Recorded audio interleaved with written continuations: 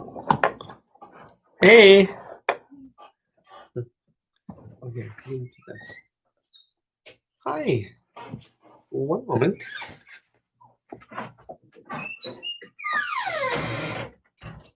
I'll do this.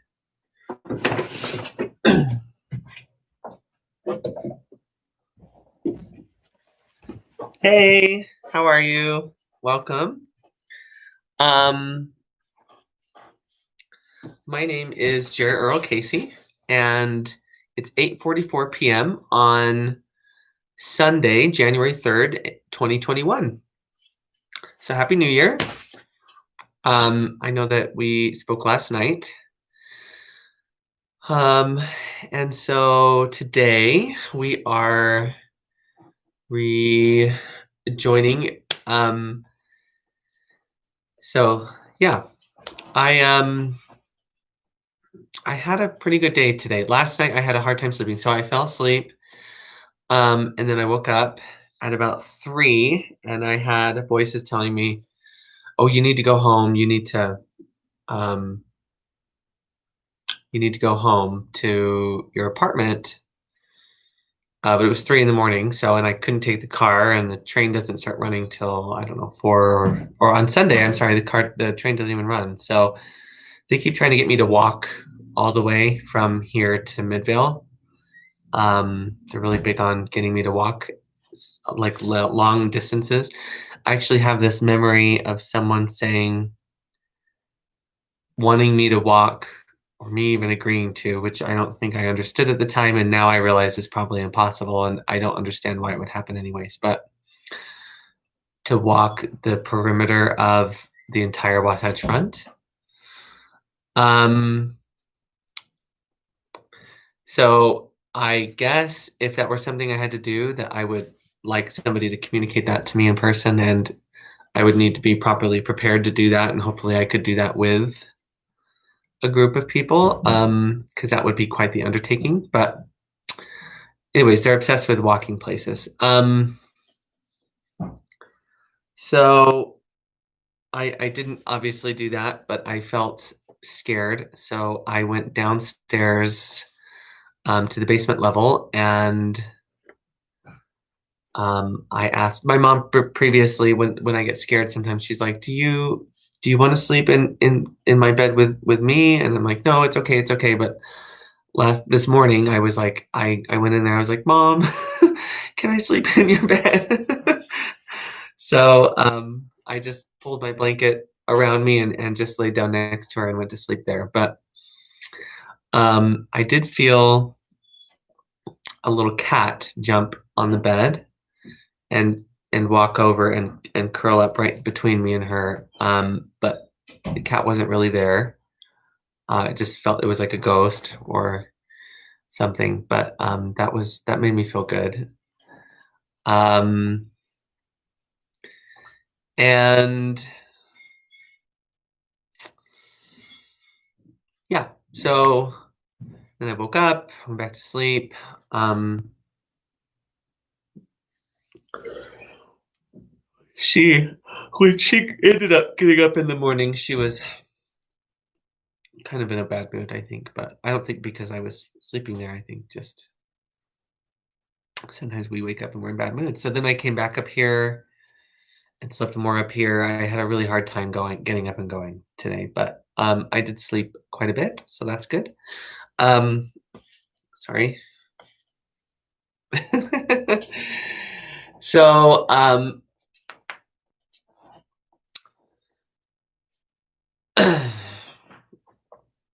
too much. Sorry, someone's asking where my sweater's from and how much I spent on it. So Nordstrom and too much. Anyways, so a long time ago, 7 years ago. Um, so I finally ended up getting up today. I went with my mom. She went to go get a COVID-19 test, which came back negative. Um, and they had her results like almost immediately, so that was kind of crazy. Um, But and then I just came back. I've been eating really poorly today. I've had no meat, so I've had vegetarian today, but not very healthy. Yeah. I just felt really down today. I'm like, I don't even care. I feel like the world's abandoned me and my end day is any day now, and so I'm just going to just eat whatever. I had cookies and I had top ramen and pho, Vietnamese pho, but no meat. I had a veggie burger on sourdough. That was really good. Way too much potato salad. Um, bread, homemade bread. That was yummy. And like 3 bowls of unhealthy cereal. So with almond milk. But I was like, I don't even care anymore. I'll care tomorrow. And I will, and I do. I just so I had a behavioral lapse again by eating a lot of non-healthy foods. But it was vegetarian. And I keep hearing that to go to Collab, I have to be vegan. I'm like, dang it. I'll get there. I'll get there one day. If that's true, I want someone to come tell me. Because then I'll do it.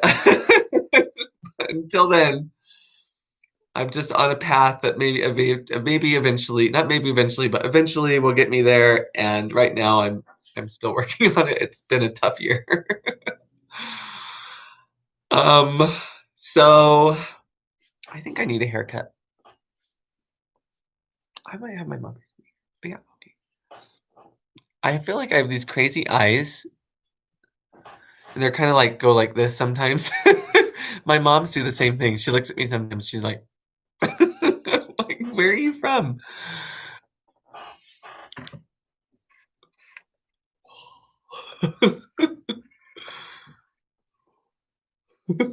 Isn't that cool? Okay. Anyways, so that's that, and then I did I don't know, a lot of walking around today. I called my friend Jared. He lives up in Logan. We had a wonderful conversation, and I miss him very much. I decided to go ahead and go back to Diamond Tree for 1 or 2 weeks, even though I'm still clean. I haven't relapsed. I'm at 8 months. Mental health wise, I just feel like I need some added stability and structure in my life and some people to talk to and to be able to get away from my apartment and from my parents' house for a while because I've had a lot of difficulty being in those 2 places. And just hope that I can heal through that experience. It is gonna cost some money that I don't have, but I'm hoping that when I get out, I can find work hopefully immediately and make some money. So I'm very worried. I'm very concerned. I'm like, oh my gosh, I'm going to be so broke. And of course, everyone in my head is saying how they're not saying I'm a failure, so that's very nice, but that I'm just unsuccessful. Like, so I'm a failure. And, it's hard because I think that at this point in my life or my path, I should probably have more resources available to me. Um, I'm remembering things from the planning life or whatever that I'm like, oh, I'm supposed to be doing that. And it's like, well, am I supposed to be doing that? And how does that work? And where does that put me? And I need more money. Dang it. So I'm like just trying to get by. I do feel very much like a failure. People keep saying they went from saying I'm the prodigal son to saying I was a son of perdition, which scares me so much, and I just don't think that that's true. Saying that I'm a child of perdition, but that if I don't join the Church of Jesus Christ of Latter-day Saints by the time I'm by my birthday, that I'll be a son of perdition. And I'm like, so does that mean I go to hell? I'm not even doing anything wrong. I don't understand this place. But I'm just trying to find my way, and my whole world has changed. I feel like I've been left behind, and I'm just trying to figure out why. Um, I know that people I don't know that. I think some people might be on a spaceship that I was also supposed to be on, but, um,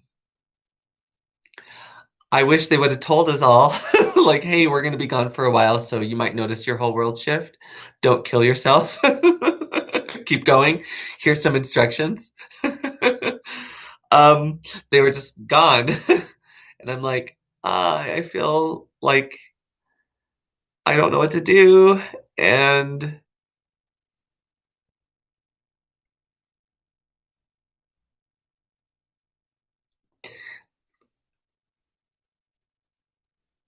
I feel very lonely, and I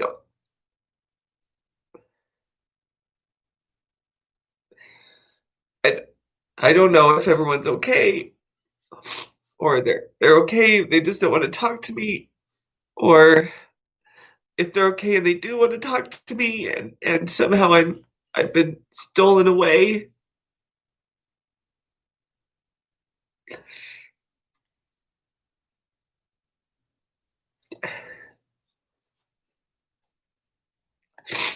and I don't know if it's all my fault or what I need to do to make it right.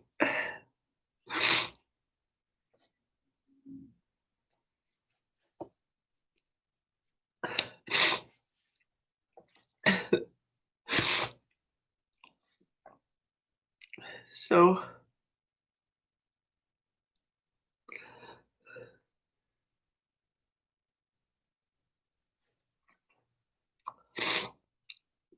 so I'm like, "But I heard that they didn't talk to me because I had bad credit." So I'm like, "Well, I'll try and work on my credit score, but I can't. These jobs all just turn in on me. They're all dishonest." They don't want me to be there, I can tell. There's all these crazy energies everywhere. Everything I do is the wrong thing. I go from I ate too many cookies. I did. I had too many cookies yesterday. I was awakening correctly, according to whoever that awful man up there is, who's not awful, but may as well be. And, and then I had one cookie, one too many. I took a bite and he was like, "You're back to awakening incorrectly." And then I started hearing screaming again and stuff. I'm like, "Oh, why? Because I had a cookie?" They're crazy. Because yesterday was a pretty good day until then. Anyways, I talked to Jared and that was really nice. I miss him very much. He's in recovery. He's been in recovery for 3 years now. Um, and we talked. We had a good conversation. Um, and then I picked up The Old Man and the Sea by Ernest Hemingway, and I started reading that. I was just reading it out loud in like an English accent, standing on the landing between the kitchen and the basement, and I was just reading it to myself. But I think sometimes there are little shadow people or something that kind of come out and listen. So I was trying to read it to them too. And I like reading stories to children, or to people and adult children or anyone who just wants to hear a story be read to them. So I did that. And then now. Oh, and I did the Sundays with Spirit service. I went for a walk. I forgot about that. I went for a walk in the snow, just through the neighborhood, thinking. And when I came back, the service had already started, but I joined. I took too long on the walk. I didn't plan on going for that long, but um, I did that. Those services are kind of hit and miss. I've noticed, but I guess so am I. So,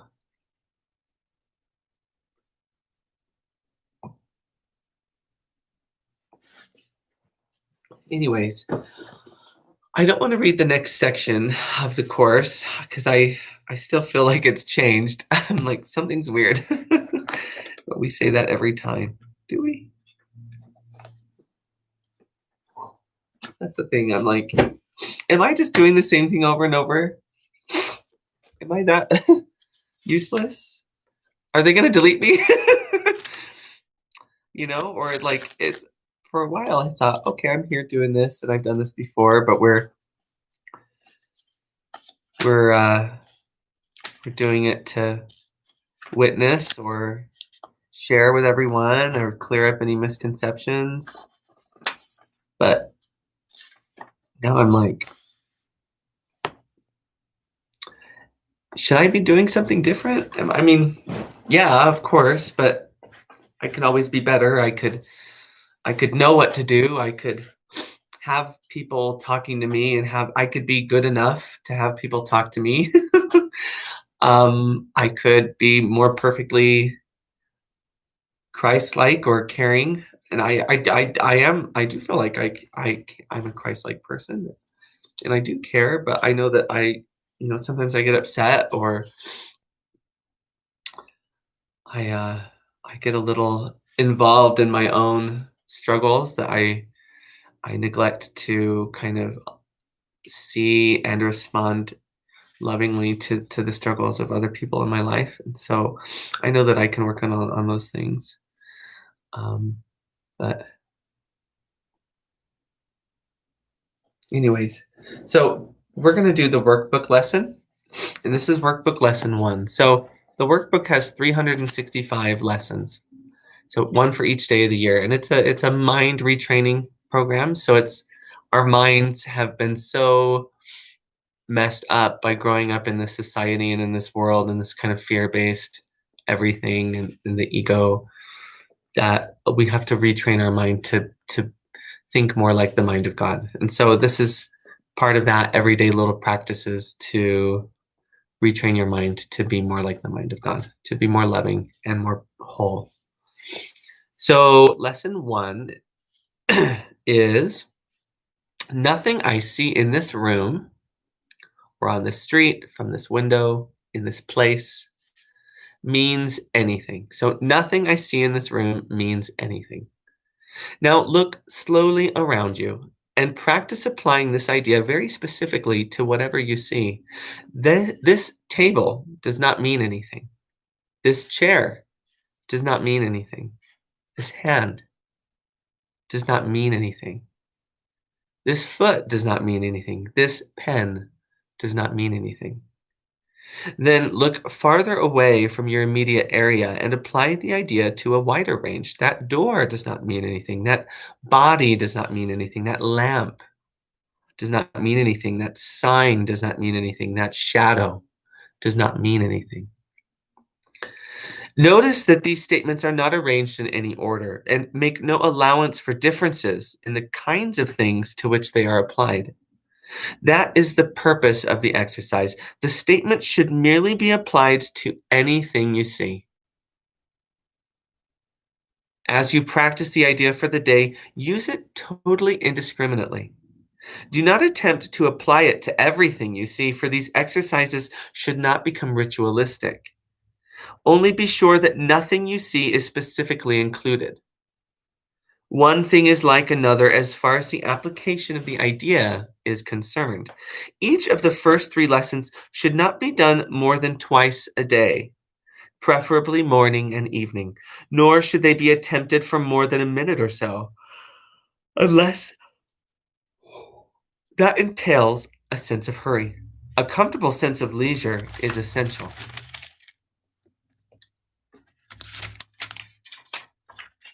That's it. So here he's just guiding us to learn to, first of all, acknowledge that a lamp, while we may assign meaning to a lamp, we might go, oh, a lamp. That means whatever. um, but the lamp really doesn't mean anything. It's just a lamp. It just is. It's a lamp. It doesn't mean anything. It's not, oh, it's green, so it means this, or oh, it's put in this place, so that means that, or those things you've assigned those, but it doesn't really mean those things. It's just a lamp. And the idea of applying that idea indiscriminately to anything. So this is just a lamp. This is just a pillow. This is just a sweater. Like these are just teeth. They just are. My teeth don't mean anything. They have no meaning. They're just teeth, right? This laptop, it doesn't mean anything. You could say, oh, that laptop has so much meaning to me. It's like, well, okay, that means you've assigned it a lot of meaning, but it doesn't really mean anything. So at first, it's really important to acknowledge that nothing that we perceive in this existence really means anything. Then later, if you go, oh, that means a lot to me, or this thing has so much meaning to me, then somewhere you're going, okay, so like this pillowcase, this was my grandma's, right? So this, I could say, oh, this pillowcase has so much meaning to me. Now I can also look at this pillowcase and go, okay, I know it's just a pillowcase. It doesn't really mean anything, okay? And I've decided to assign it a lot of meaning. So it has a lot of meaning to me. But ultimately, even though it has a lot of meaning to me, this was my grandmother's pillowcase. I understand the concept that a pillowcase, even though it was my grandmother's, maybe it was her favorite pillowcase, doesn't really mean anything. And that the same is true for anything and everything in life. Nothing we perceive really means anything. We assign the meaning that we've given it. And so you could say, well, then it does, because we are meaning makers. We are the meaning makers of this existence. We are the ones who assign meaning. So if I've given something meaning, then it does have meaning. And so the opposite is true. You can assign something meaning, and you can even say that has a lot of meaning for me, and still know the truth that it doesn't really mean anything. So that's the fact. That's the truth, that nothing we perceive really means anything. And once you can accept that, then you can acknowledge that, okay, so now that I know that none of this really means anything, I can acknowledge that we do assign meaning to things. And I can even say very confidently, without without being a hypocrite in my knowing that nothing really means anything, I can still say, oh, this pillowcase means a lot to me. It really has a lot of meaning to me. Because on some level, I've already accepted that it doesn't really have a lot of meaning. I'm just letting you know that I've assigned this pillowcase a lot of meaning. And if this pillowcase disappeared from my life for whatever reason, um, the meaning I'd assigned to it isn't lost, because I'm the one who assigned it. So the pillowcase is lost, but the pillowcase doesn't really mean anything. And the meaning I gave the pillowcase, which is the love I have for my grandmother and the memories that I have for her, is not lost, because I'm the one who assigned that meaning to it in the first place. And so I never lost that meaning. It still belongs to me, and I can still hold on to it. I can still love her and think of her. There's just no longer a pillowcase. Um, but and the acceptance of this is not an invitation to just go, oh, okay, so none of this means anything to you, so I'll take it because it means something to me. Well, no, that's not what that means. It's just helpful in detaching ourselves from things in life, and kind of freeing ourselves from becoming a slave to stuff, Or sometimes you go places and people are like, "Oh my gosh, don't touch, oh, this someone gave me this," and, "Oh, don't touch that, that means this," and it's like, "Okay, and I understand, and also you seem like you're living in a constant state of fear and attachment to all of these things that you've assigned so much meaning to." So it would be very helpful to practice something like this, to remember that, hey, none of those things actually really mean anything. You're free from all those attachments that you've placed on those things, and you can acknowledge, okay, so none of those things actually mean anything. I have assigned a lot of meaning to some of them, and that's okay.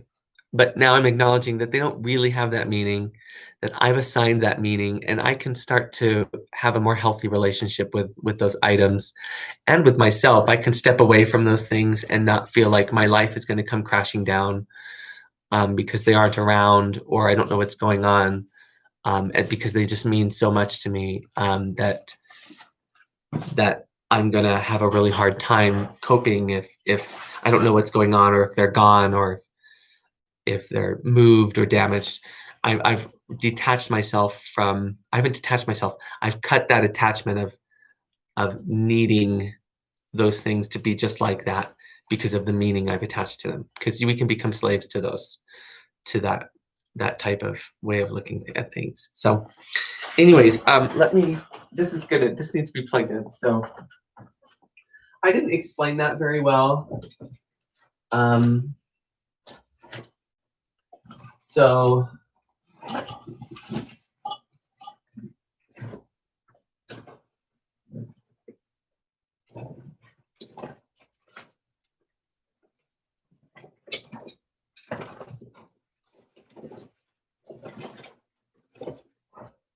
oh, it's okay, everyone. Somebody said that this is not the right place to be saying things like that. And I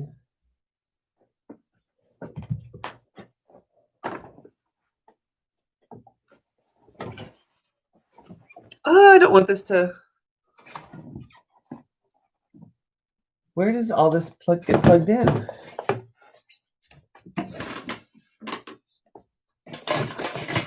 Oh, here we go. Okay. Sorry. I just needed to plug that in. So I'm going to remind myself of that. And oh, let's read here. We have Acts 5:23. One heart, one mind. And this is from the Message Bible. This is the New Testament, or the First Testament, some people call it.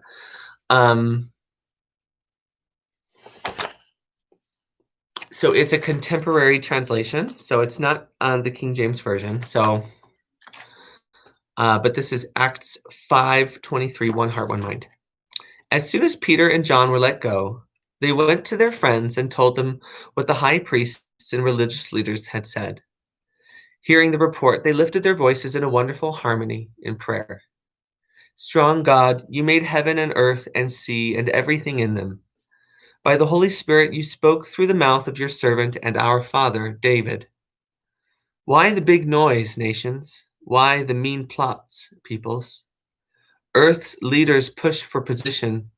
Potentates meet for summit talks. The God deniers, the Messiah defiers.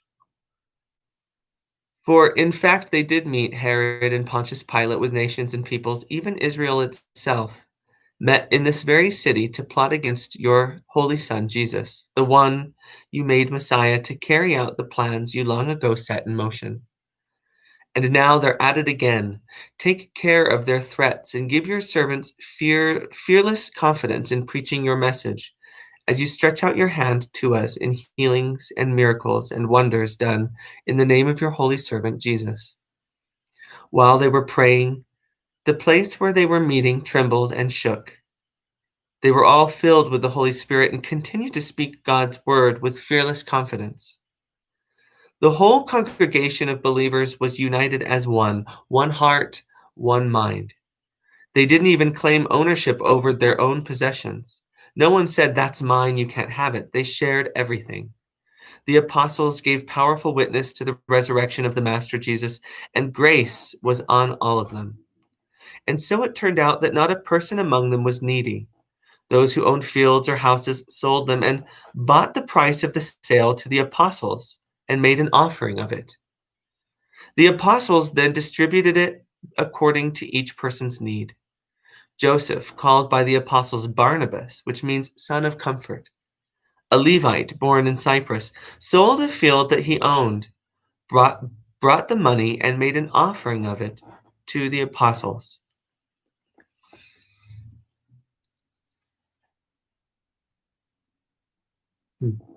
So I like this. Sometimes I read out of the Message Bible and then I'll go and I'll read it out of the King James Version just to see the difference.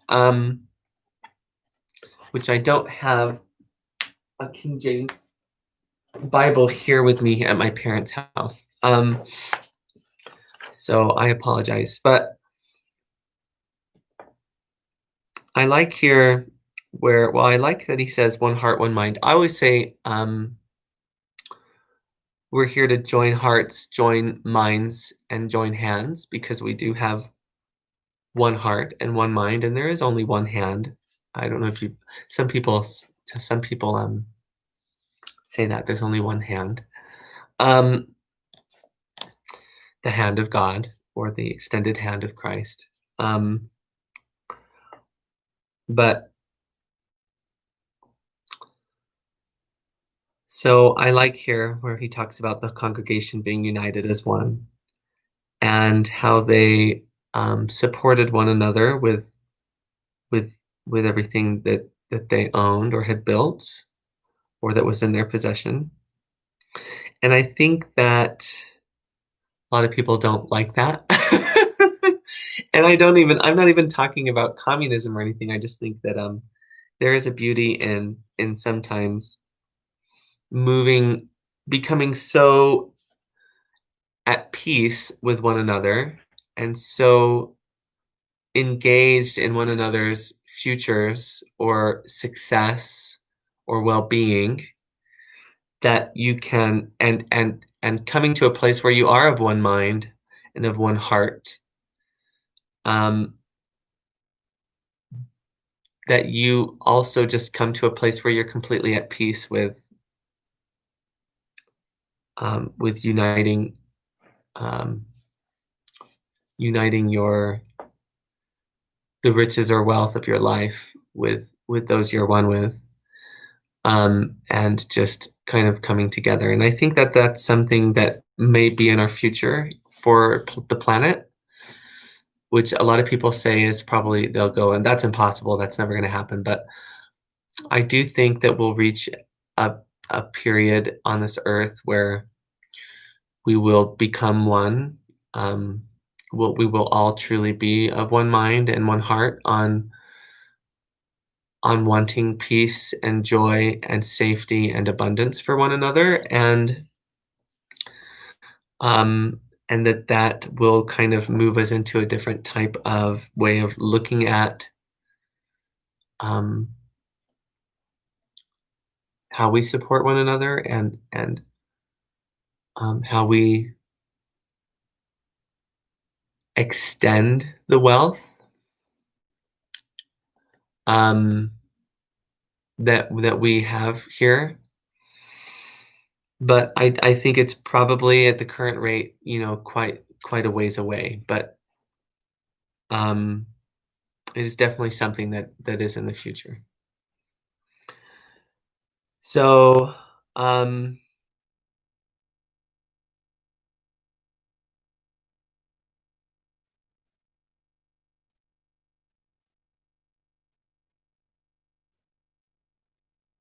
and that would be cool to live in that state of grace. Yeah.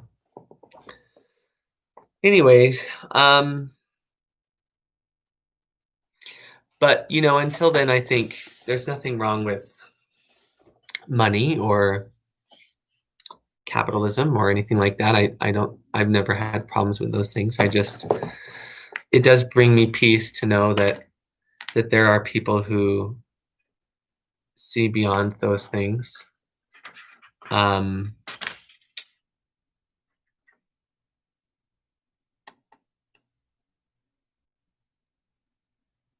Anyways, one heart, one mind.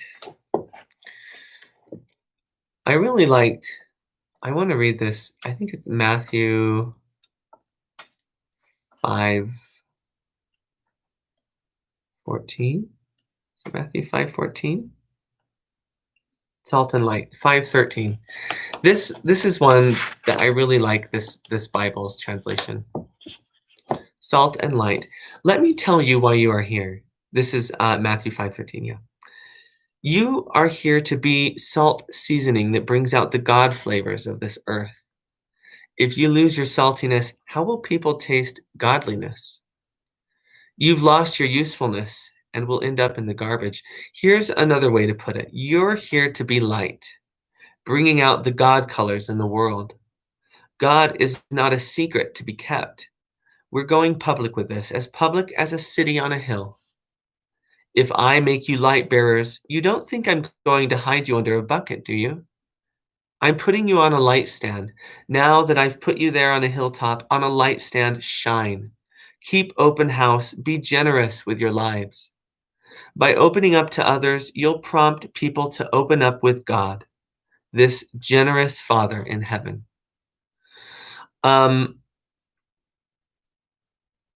And so this is the salt of the earth scripture. But I really like how he said, a lot of people say, you're salt of the earth, but how he phrases it in this translation, that you're the salt seasoning of the earth. And so the salt seasoning brings out the God flavors of the earth. And so by being the salt of the earth, we are a type of seasoning that enriches or really brings out the richness and fullness of the flavor of God on this earth. So I really like, I'd heard the term salt of the earth a million times, and I just thought, oh, salt of the earth people just means they're just good people, right? They're like from the earth. But, when he translated it this way as you're here to be the salt seasoning that brings out the God flavors of this earth, I thought, I really like that. What a cool way to shift my mind around that, that phrase and that scripture.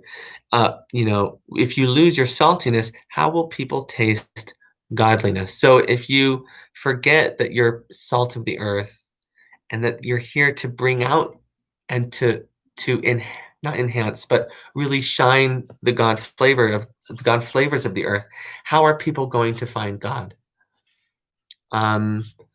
And so we can't deny our saltiness.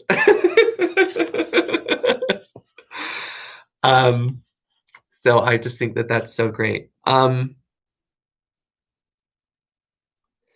And here he talks about the we're going public with this, as public as a city on a hill, the shining city on a hill, which I was just reading about that saying, and Reagan, not making it famous because it was written hundreds of years ago, but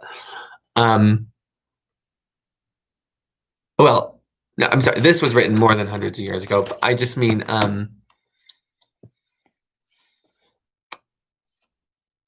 as far as a reference to the American dream or something like that. It was also written by, I forgot his name. I was just reading this, but I'm not very good with that stuff. It was in the Atlantic. Anyways, so I think this is a cool translation. But yeah, it's a reading Bible. So it reads more